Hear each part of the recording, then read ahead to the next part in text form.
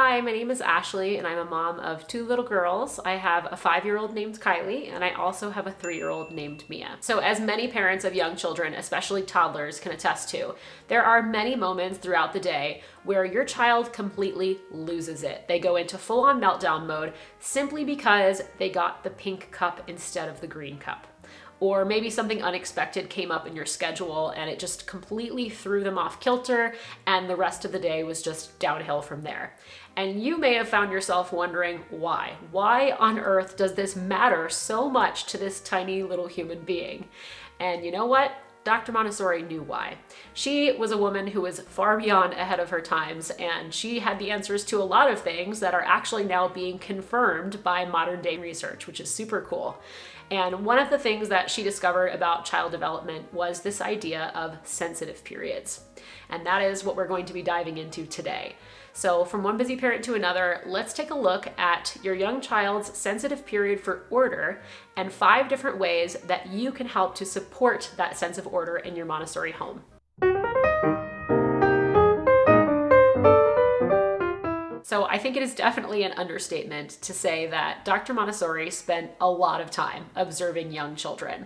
But it was through her observations that she eventually started to recognize something that she later termed sensitive periods, starting to emerge amid all of the children that she was spending all this time observing. And so it begs the question, what exactly is a sensitive period?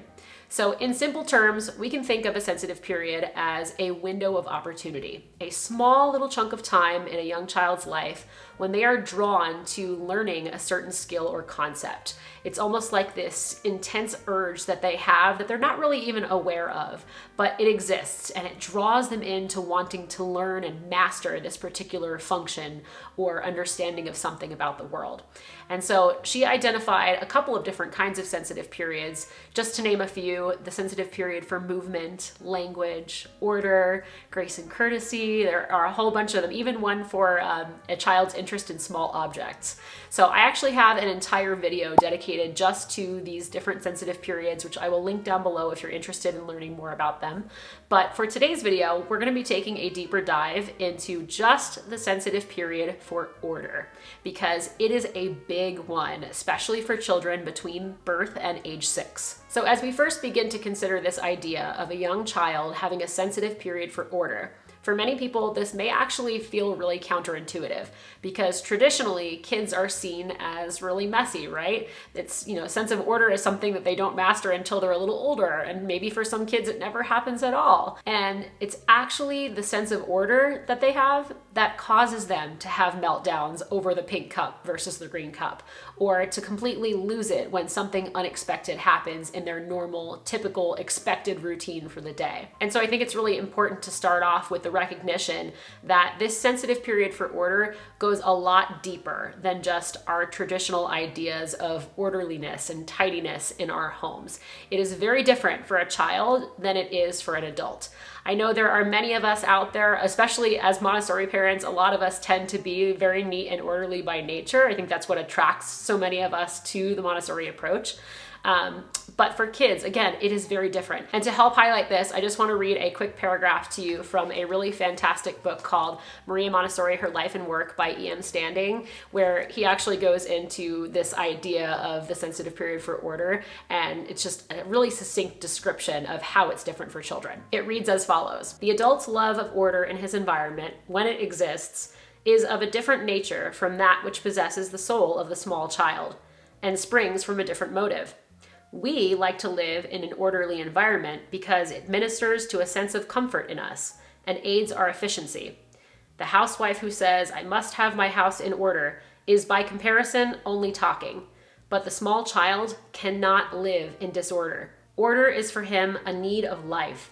And if this order is upset, it disturbs him to the point of illness. His protests, which seem like mere caprices, are really vital acts of defense. So in effect, what he's saying is, even though as adults we might enjoy keeping a very tidy home, this is just scratching the surface. For a child, it goes a whole lot deeper than that, to the point that they will just freak out, as we've been talking about. And it's not just that they're trying to get their way or, having a meltdown and having another tantrum. They're literally defending themselves. They're defending this intense sense of order that they feel inside of them. And that is why they respond in the ways that they do sometimes. And so you might ask yourself, why? Why does it matter so much to them? Why is this such an intense part of their development? And E.M. Standing goes on to explain it a little further. He says, it is necessary for the child to have this order and stability in his environment because he is constructing himself out of the elements of the environment. The order which he is able to find in the environment is almost his all. It is his foundation. He is striving incessantly to bring this bewildering universe, as he knows it, into some sort of order. No wonder it upsets him when that minimum of order which he has discovered becomes destroyed. He then goes on to offer what I feel is a really clever analogy to really help drive this point home, which I wanted to share with you guys, and it goes as follows. Suppose a surveyor is sent out to make a map of a new country, say in Central Africa. How would he feel if, after weeks of work, the mountain and the river, which he had taken as a fixed basis for further research, suddenly changed places? He would feel as though the construction he had been at such pains to create was tumbling back into chaos. So if we really make a concerted effort to put ourselves into our child's shoes, it really helps us to become a lot more empathetic and understanding of their position in the world as a completely new human being who is just trying to make sense of it all. And they desperately want to hang on to the things that they have managed to find some semblance of order for. As adults, we are already endowed with all of these life experiences that we can draw from as we mentally weigh out different possibilities and envision various different outcomes based on a specific situation. And because of that, we're very easily able to let things roll off our back. But it is not so for our young children, who are, after all, brand new human beings on this earth, and they don't have those kinds of advantages. So the responsibility really falls on us as the adult, as the parent or caregiver, to provide them with a foundation of order, to help them build their mental map of how the world works. So that begs the question, what exactly can you do to help support your child's sensitive period for order? And I've come up with a list of 5 very practical things that any Montessori parent can start doing today that don't require materials of any kind. They're just very baseline, foundational things that really are the most important if you're trying to support your child's need for order in their environment.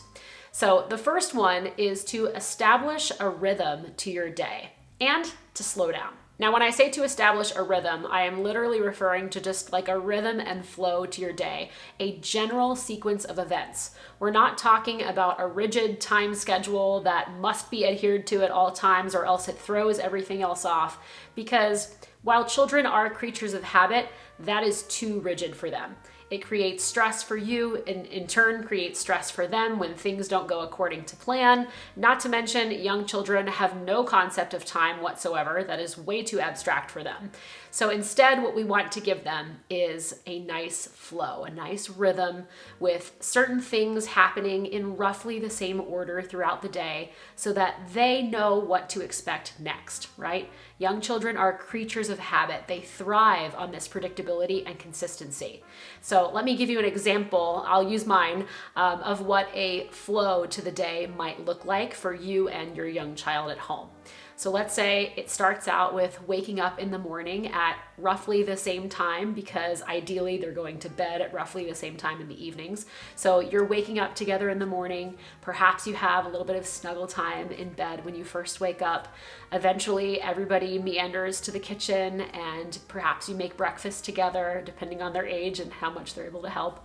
After that, maybe you have a little bit of playtime. If you're homeschooling, maybe this is when you start your work cycle for the day. And then eventually, maybe you transition into lunchtime. After lunchtime is over, if your child is young enough, maybe they have a nap or maybe they just have a little bit of quiet time.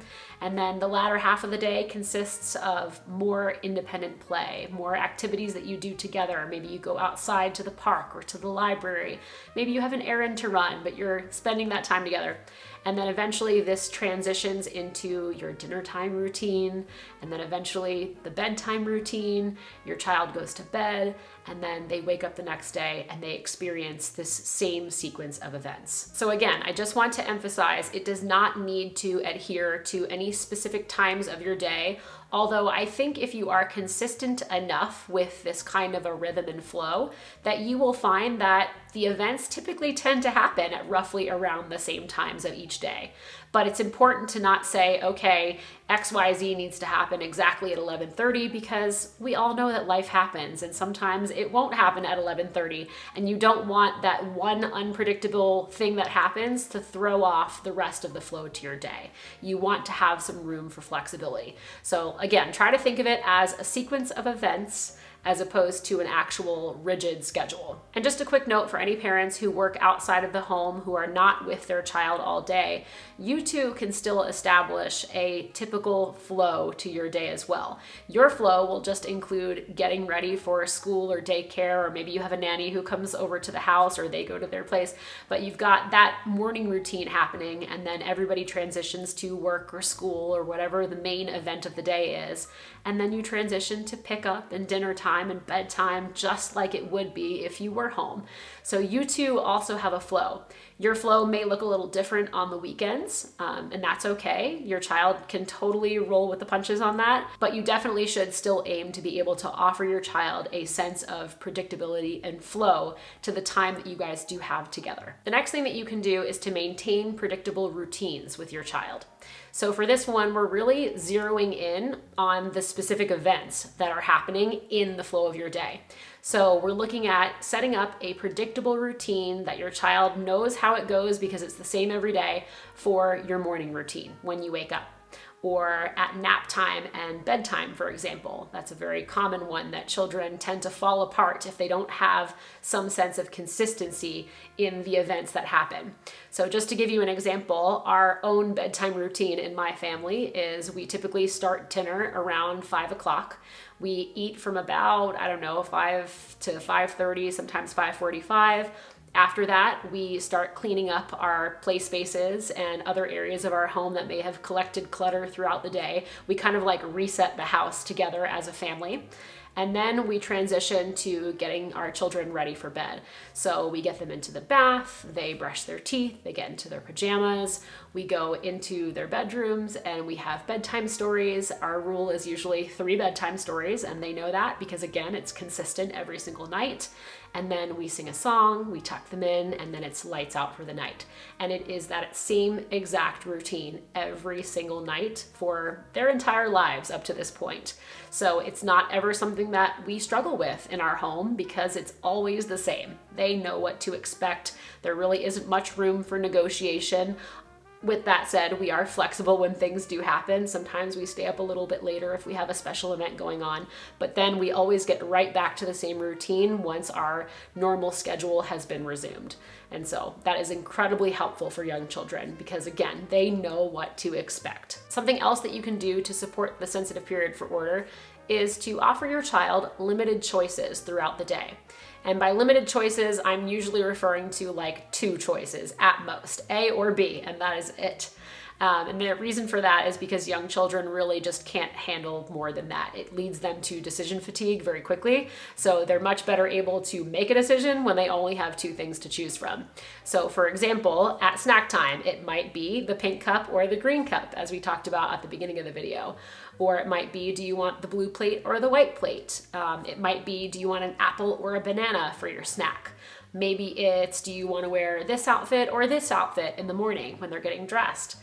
Perhaps they want to choose what shoes they're wearing outside. Again, as long as they are seasonally appropriate things that you are okay no matter what they choose. Another easy time to offer your child choices is at bedtime. What pajamas do they want to wear? The dinosaurs or the trucks? What bedtime story do they want to read from a small little basket of books that you have pre-selected ahead of time so there aren't too many choices to overwhelm them? There are so many different ways that you can offer them age-appropriate choices that will allow them to feel so much more autonomous. And it actually goes a long way to preventing a lot of the battles that parents sometimes face. One trap that you don't want to fall into, though, is offering your child too many choices. Sometimes we get so caught up in this idea of letting them have a say over things that it's like, do you want this or this? Okay, now do you want this or this? And what about this or this? It's like an interrogation of choices one after another, and that can be really overwhelming. So you want to try to offer them choices at periodic times, kind of space them out throughout the day, and not fire choices at them one after another, because that can quickly backfire on you. And then one other thing to be wary of is that you're not offering your child choices that are not age appropriate.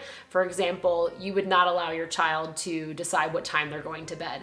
You would not allow them to decide when you're leaving the park, or what they're having for dinner that night, or whether they want to go to school the next morning. Those are choices for the adult, you, to be making, and not your child. With all of that said, I also want to extend your thinking about offering your child limited choices to something beyond just the A or B kind of choice.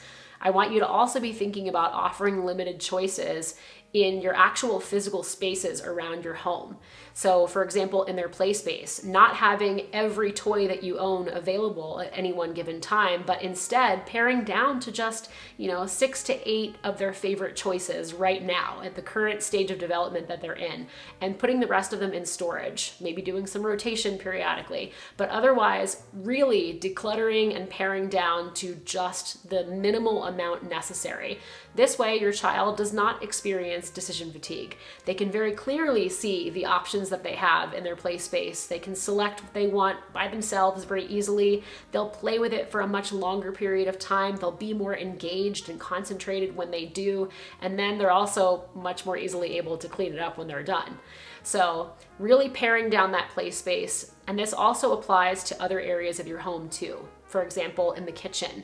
If you have a small cupboard or cabinet somewhere where your child is able to access their plates and cups and silverware and things like that, you don't want to give them 1,000 options. Again, decision fatigue happens very easily for young children. So just give them 2 options of plates, 2 options of cups, just keep it very, very minimal for them. And this is going to go a long way to helping them feel like their environment is orderly and something that they can predict and that they know what is going on. And finally, I think this idea also extends to your schedule as well. Oftentimes we tend to inundate our schedules with things to do from the time we wake up until the time we go to bed, between daycare, school, and music lessons, and swim lessons, and karate lessons, and whatever, play date with this friend, and then another play date with this friend, and a birthday party on Saturday, to the point that we're like, ugh, we feel like we can't even breathe sometimes.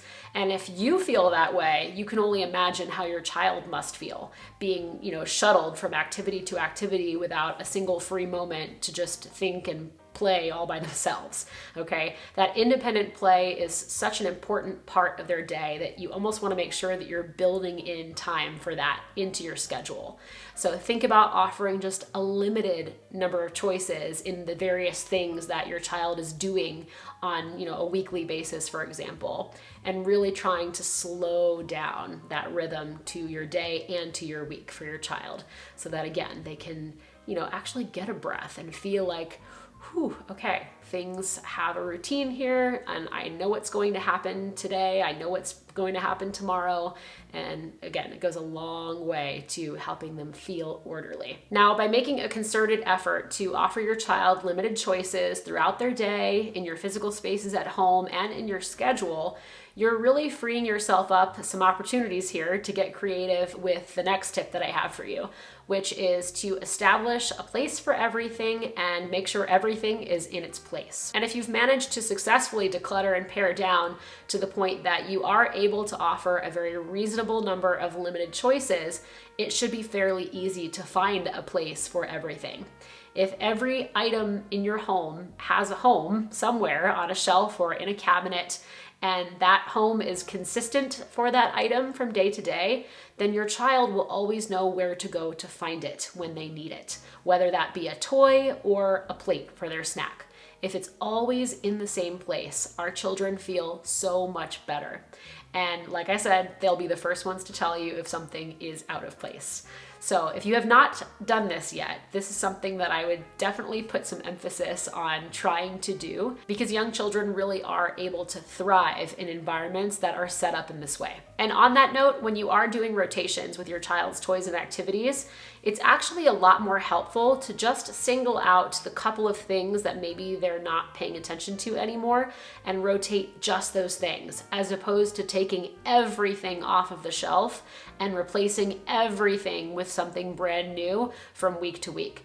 That can feel really overwhelming for a young child who, like I said, is trying to establish this sense of order. They know where everything goes, and then all of a sudden one morning they walk in and it's all gone and everything is new. That can be really disconcerting for them. So try to figure out the favorite things that maybe can stay, the things that maybe they're, kind of paying attention to, or maybe you can tweak it in some way to get them engaged again. And the stuff that really is just collecting dust right now, that's the stuff you can rotate. So try not to do all of that at once. Try to focus on just the things that really need a little bit of a refresh. And then my fifth and final tip is to have compassion for their experiences and feelings, especially when things deviate, when something unpredictable happens and throws off what they were expecting and they have a meltdown because of it. Recognize that this is natural and normal. And it's a stage that every child goes through, especially if they're in the middle of the sensitive period for order. Like we talked about earlier, life happens, and as adults, we know this. We know that things are going to be okay. But for our child, this has completely upset the balance of the universe as they know it in this moment, and that is all they can focus on. So do everything that you can to muster all of your empathy and compassion and try to hear through the crying and see the experience from their perspective. What you don't want to do is invalidate their feelings by telling them, stop crying, you're okay, you're being ridiculous, why does it matter, who cares?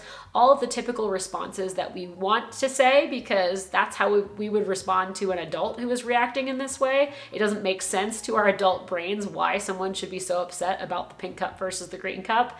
But again, for our children, it does matter. It is the whole point of the matter for them.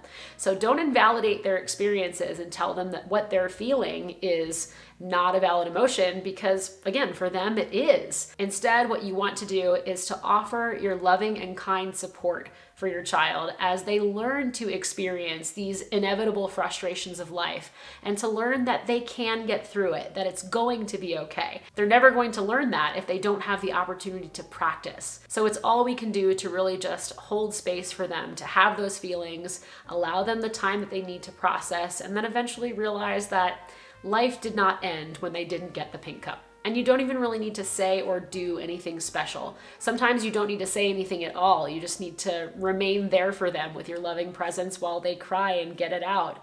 But if you do need to say something, just keep it simple. Like, I know you really, really wanted the pink cup today. All right, friends. So the 5 tips that I just shared with you for supporting your child's sensitive period for order, these are things that you can begin doing from the moment that your child is born.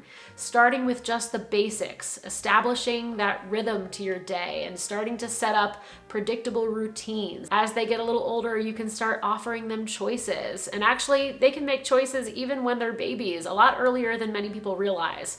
If you hold up 2 things and your child looks at one of them, that's a very clear indicator that that is what they're interested in. And as soon as they learn how to point that little finger, that becomes a very useful tool for them to be able to indicate what their choice is from 2 options that you're holding up for them to choose from. And as we prepare the environment for our child at home, we can begin to establish a place for everything and make sure that everything is always in its place when it's not being used.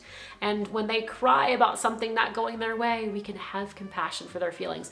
These are things that we can do from the moment of birth. And we can continue to do this throughout our child's life. You know, the sensitive period for order is strongest in that first early part of their childhood from 0 to 6 years, what Dr. Montessori referred to as the period of the absorbent mind, because they're soaking in everything from their environment. You know, but you will find that this sensitive period for order is typically the strongest once they reach toddlerhood and into the early preschool years, before it typically starts to wane out a little bit more. So I do hope that you have found this helpful. And if you are interested in learning more about Montessori at home or positive discipline parenting, then be sure to check out my brand new book called The Montessori Home: Create a Space for Your Child to Thrive. I also have several online e-courses and an online community just for Montessori parents. And if you're looking for some more one-on-one support, I also offer live one-on-one consultations. So I will be sure to put links to all of those resources in the description box down below for you to check out. And if you're new to my channel, then definitely take a look at my entire Montessori at Home video playlist, which is aimed at providing practical tips and advice for busy parents like you and I for implementing Montessori at home with our children. And if that sounds like something that you're interested in watching more of, then you might also consider subscribing to my channel. This way you don't miss a new video. Thank you so much for watching today, and I'll see you next time. Bye.